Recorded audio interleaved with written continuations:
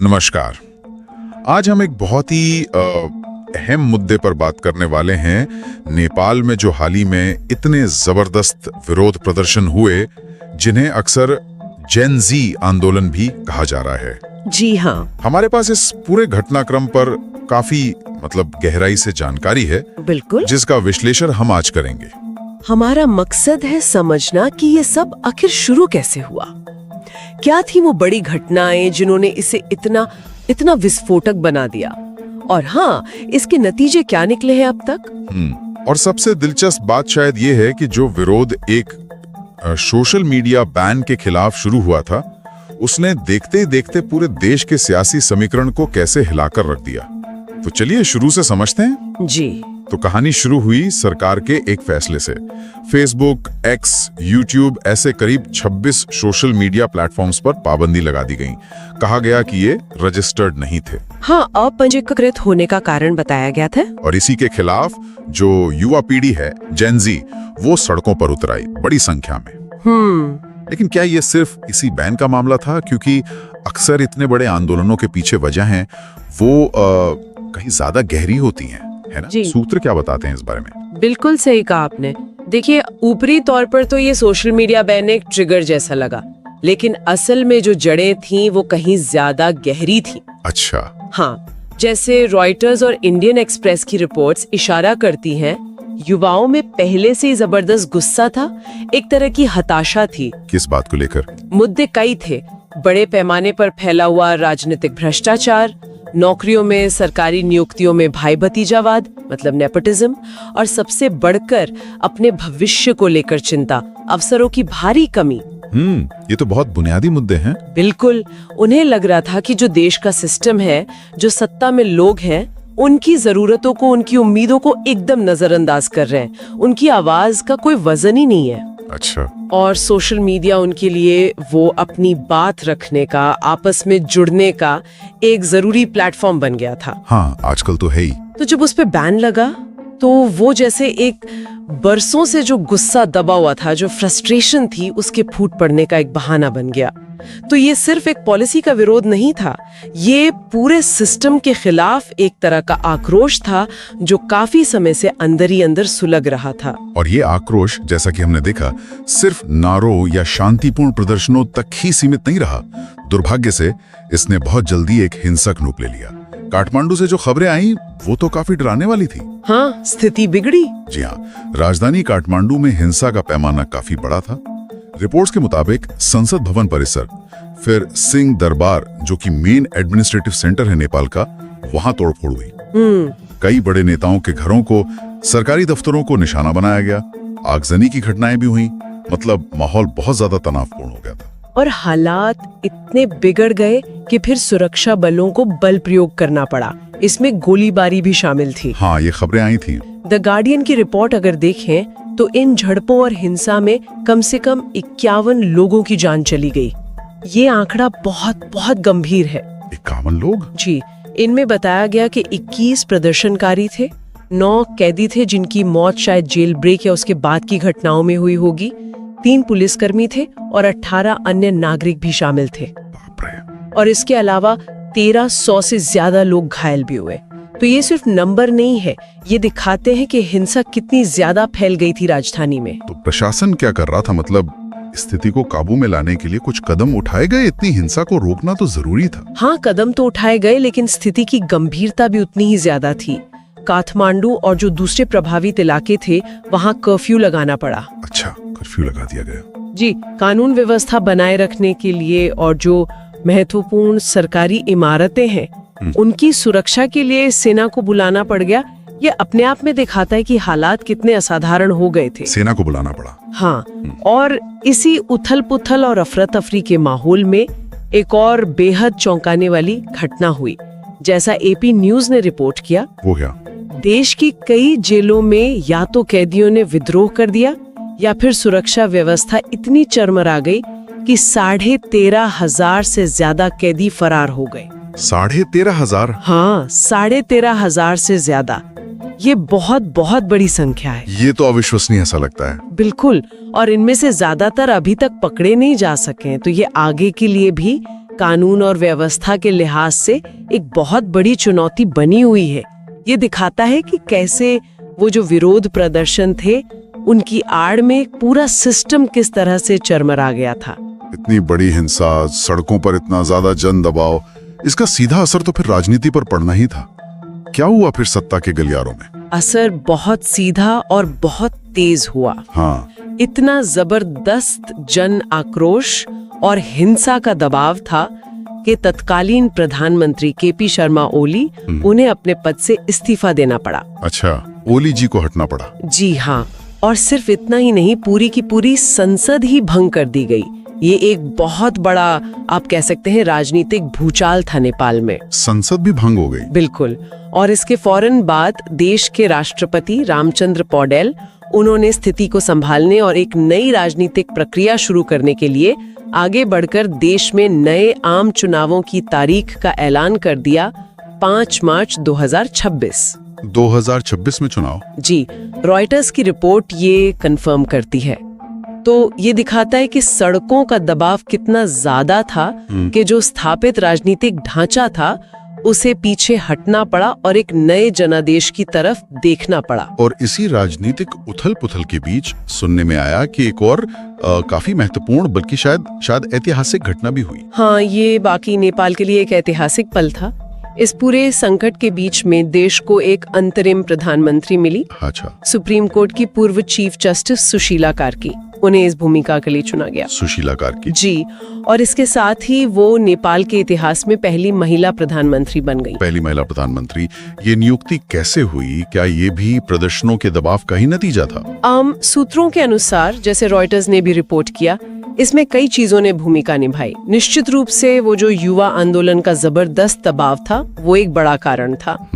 लेकिन साथ ही ऐसा भी बताया गया कि पर्दे के पीछे सेना प्रमुख और राष्ट्रपति के बीच भी एक तरह का वो समन्वय बना, जिसके बाद सुशीला कार्की के नाम पर सहमति बनी। अच्छा, एक समन्वय बना। हाँ, उन्हें शायद एक ऐसी शख्सियत के तौर पर देखा गया जो इस मुश्किल दौर में देश को थोड़ी स्थिरता दे सकती हैं और निष्पक्ष चुनाव करा सकती हैं।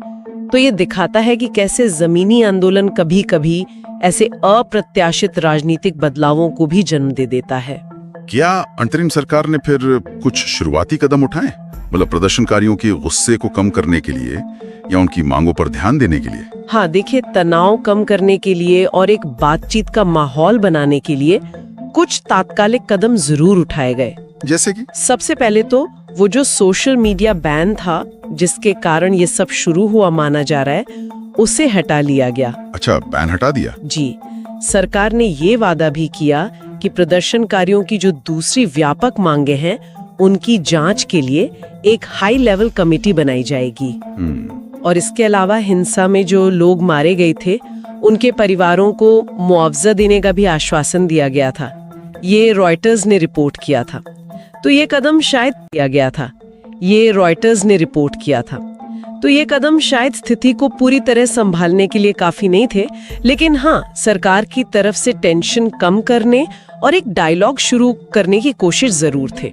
और जैसा हमने शुरू में कहा था और आपने भी बताया कि प्रदर्शनकारी सिर्फ सोशल मीडिया बैन हटने से तो संतुष्ट नहीं होने वाले थे। उनकी मांगे तो कहीं ज्यादा बुनियादी थी, व्यवस्था से जुड़ी थी। बिल्कुल सही कहा। क्या सूत्र उन मांगों के बारे में और विस्तार से बताते हैं? जी हाँ, बिल्कुल। वो सोशल मीडिया बैन तो बस एक सतह का मुद्दा था। अगर हम विकिपीडिया पे जो जानकारी है या दूसरी रिपोर्ट्स को देखें, तो साफ पता चलता है कि प्रदर्शनकारियों का एजेंडा बहुत बड़ा था। वो सिर्फ किसी एक नीति या किसी एक नेता के खिलाफ नहीं थे। वो असल में पूरे पॉलिटिकल सिस्टम में बुनियादी बदलाव चाहते थे। अच्छा, पूरे सिस्टम में बदलाव? जी, उनकी जो मुख्य मांगे थीं, उनमें शामिल था एक ऐसी सरकार जो भ्रष्टाचार से पूरी तरह मुक्त हो। ये तो बहुत बड़ी मांग है। हाँ, वो मौजूदा संविधान की रक्षा और साथ ही उसमें जरूरी सुधारों की मांग कर रहे थे, ताकि वो आज की जरूरतों के हिसाब से ज्यादा रेलेवेंट हो सके। संविधान में सुधार। और सबसे महत्वपूर्ण शायद वो एक ऐसी नई जन प्रतिनिधित्व प्रणाली, मतलब इलेक्टोरल सिस्टम चाहते थे, जो ज्यादा पारदर्शी हो, ज्यादा जवाबदेह हो और जिसमें आम नागरिक की, खासकर युवाओं की भागीदारी सही मायने में सुनिश्चित हो सके। अच्छा, तो ये सिर्फ एक विरोध प्रदर्शन नहीं था, ये एक तरह से एक नए बेहतर नेपाल के निर्माण का आह्वान था। नेपाल में इतनी बड़ी अंदरूनी उथल-पुथल हो और उसका असर पड़ोसियों पर न पड़े, खासकर भारत पर, ऐसा तो हो नहीं सकता। भारत के साथ तो नेपाल के बहुत गहरे संबंध हैं, खुली सीमा है, व्यापार है, लोगों का आना जाना है। तो इस संकट का भारत पर क्या असर पड़ा? असर तो पड़ा, और काफी सीधा और गंभीर असर पड़ा, खासकर सीमा वाले इलाकों में और व्यापार पर। व्यापार पर ज्यादा? हाँ, द टाइम्स ऑफ इंडिया की एक रिपोर्ट के मुताबिक इस पूरी अशांति के कारण भारत नेपाल सीमा पर व्यापार लगभग ठप सा हो गया था। अनुमान ये लगाया गया कि रोजाना 10 करोड़ रुपए से भी ज्यादा का व्यापारिक नुकसान हो रहा था। आप सोचिए ये कितना बड़ा आर्थिक झटका था। 10 करोड़ रोजाना? जी, हजारों ट्रक जिनमें जरूरी सामान वगैरह होता है वो कई कई दिनों तक बॉर्डर पर फंसे रह गए।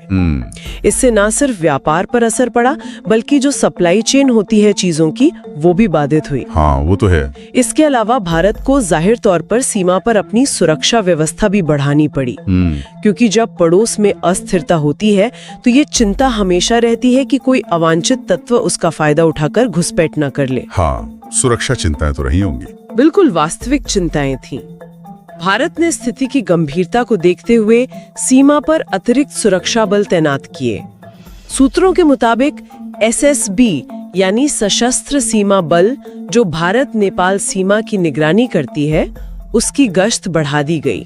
अच्छा, SSB की तैनाती बढ़ाई? जी, और साथ ही कुछ जगहों पर PAC यानी प्रादेशिक आर्म्ड कांस्टेबिलिटी, जो उत्तर प्रदेश की स्टेट पुलिस फोर्स है, उसे भी मदद के लिए लगाया गया। और इसका असर सिर्फ व्यापार और सुरक्षा तक ही नहीं रहा, लोगों की आवाजाही पर भी असर पड़ा। हाँ, वो कैसे? देखिए, हजारों नेपाली नागरिक भारत में काम करते हैं, भारतीय नागरिक भी नेपाल आते जाते हैं। इस दौरान जो अनौपचारिक आवाजाही थी सीमा पर, उसमें भारी कमी आई। जाहिर है इससे लोगों की रोजी रोटी पर भी असर पड़ा होगा। कोई और उदाहरण है जो दिखाता हो कि ये असर कितना व्यापक था, मतलब सिर्फ सीमा तक ही सीमित नहीं था? हाँ, एक और उदाहरण है जो नव भारत टाइम्स की रिपोर्ट में मिलता है। आंध्र प्रदेश सरकार को नेपाल में फंसे अपने राज्य के 150 से ज्यादा तेलुगु नागरिकों को निकालने के लिए विशेष विमान का इंतजाम करना पड़ा। आंध्र प्रदेश से? जी, ये लोग शायद तीर्थ यात्रा के लिए या घूमने गए होंगे और वहाँ हिंसा और कर्फ्यू की वजह से फंस गए।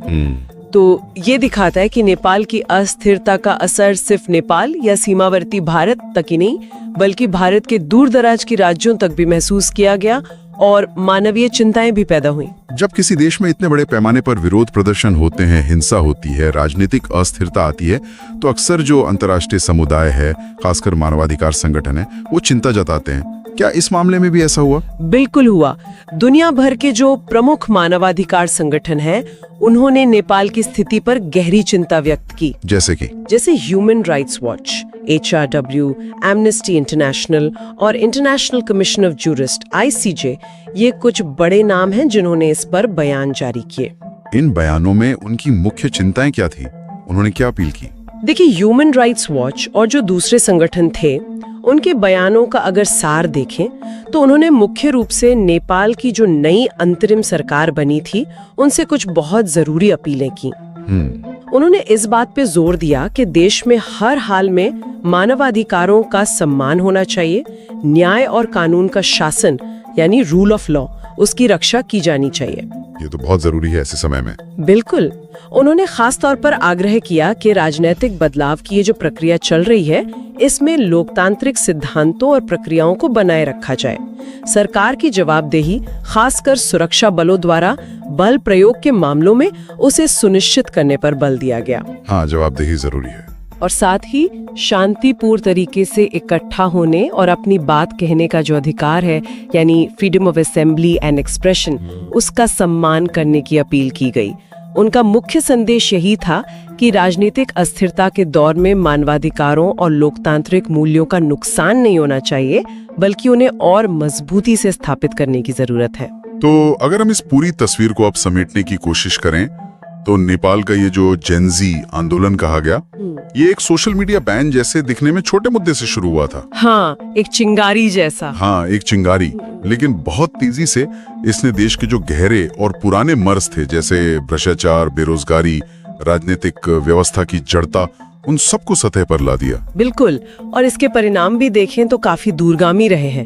मौजूदा सरकार गिर गई, संसद भंग हो गई, देश को अप्रत्याशित रूप से अपनी पहली महिला प्रधानमंत्री मिली, भले ही अंतरिम तौर पर। हाँ, नए चुनावों का रास्ता साफ हुआ, और शायद सबसे महत्वपूर्ण बात यह है कि इसने लोकतांत्रिक सुधारों और व्यवस्था में बदलाव की मांग को बहुत जोरदार तरीके से राष्ट्रीय एजेंडे पर ला दिया है। हाँ, ये बात तो है। ये निश्चित रूप से नेपाल के हालिया इतिहास में एक निर्णायक मोड़ साबित हो सकता है, और ये दिखाता है कि जब युवा पीढ़ी, खासकर आज के डिजिटल युग की युवा पीढ़ी, जब वो संगठित होती है और बदलाव की ठान लेती है, तो वो स्थापित सत्ताओं को भी चुनौती दे सकती है। ये वाकई एक बहुत शक्तिशाली उदाहरण है, और यहाँ से एक सवाल भी मन में उठता है, जो शायद सिर्फ नेपाल के लिए नहीं, दुनिया भर के कई समाजों के लिए आज प्रासंगिक हो सकता है। वो ये कि जब युवा पीढ़ी, जो अक्सर मौजूदा हालात से सबसे ज्यादा असंतुष्ट दिखती है, जब वो इतने बड़े पैमाने पर व्यवस्थागत बदलाव की मांग लेकर सड़कों पर उतरती है, तो जो स्थापित राजनीतिक और सामाजिक ढांचे हैं, वो उस पर कैसी प्रतिक्रिया देते हैं, वो दबाव में किस हद तक बदलने को तैयार होते हैं, और कहां पर वो विरोध करते हैं या रेजिस्ट करते हैं, और इस टकराव का किसी देश के भविष्य पर क्या असर पड़ता है। ये सवाल हमें सोचने पर मजबूर करता है कि क्या हमारी मौजूदा व्यवस्थाएं नई पीढ़ी की उम्मीदों को, उनकी आकांक्षाओं को समझने और उन्हें अपने में समाहित करने में सक्षम हैं या नहीं।